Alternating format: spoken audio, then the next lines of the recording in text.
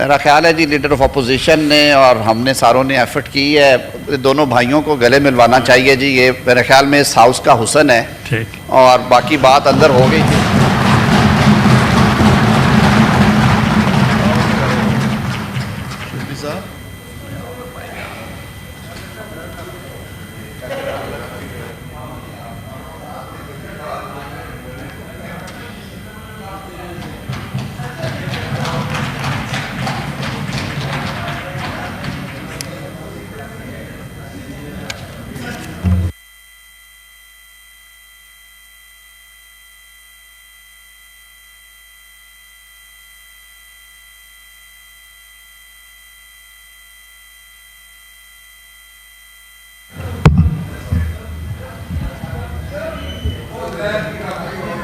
जनाब चेयरमैन, और we appreciate the spirit of the house from both sides. आपने बड़ा रोल प्ले किया इसमें।